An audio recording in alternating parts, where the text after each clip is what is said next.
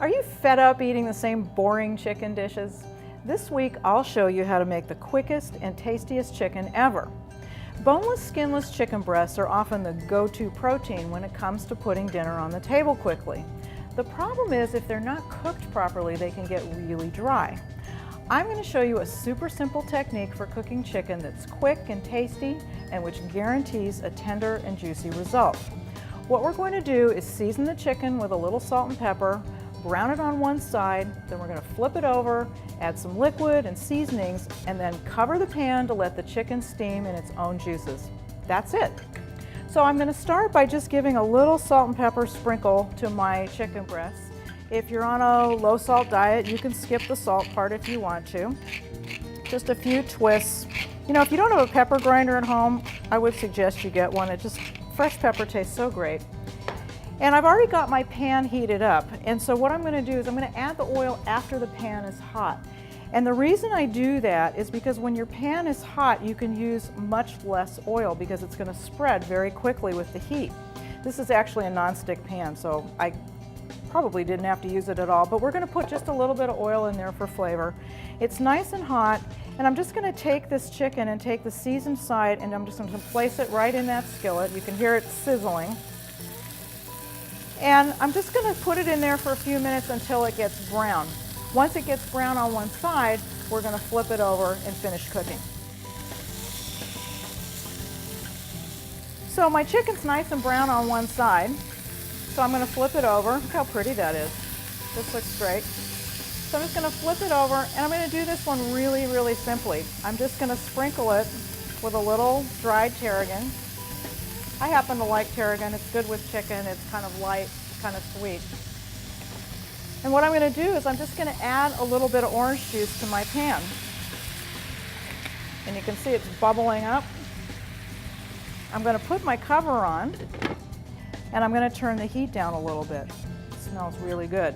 And one of the things I want you to notice is that the steam is collecting on the lid and it's dripping back down onto the chicken. And that's really the secret to this recipe for keeping the chicken moist. Because if you put your chicken in the broiler or you do it on the grill, all that moisture is just evaporating away and it's just making your chicken dry. So when this is done, we're going to let this cook for a little bit, and then when this is done, you're going to see how tender and juicy it really is.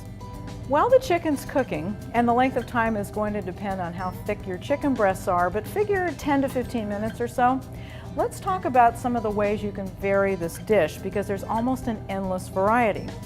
As far as seasonings, you can use any herb you like. I use tarragon, but you can try basil, any herb that tastes good to you.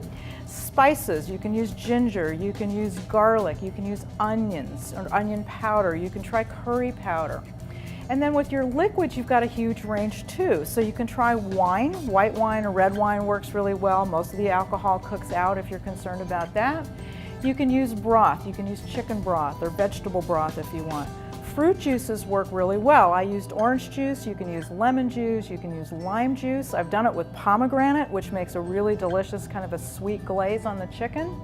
You can also use different vinegars. You can try balsamic vinegar, which gets kind of thick and syrupy, or rice wine vinegar, which is a little bit lighter. The other thing you can do is if you're going to use these chicken breasts in other dishes, let's say you're going to put it into a salad and you don't want a lot of seasoning, you can just cook it with a little water or broth, and then you can add the seasonings later when you're finishing up your dish.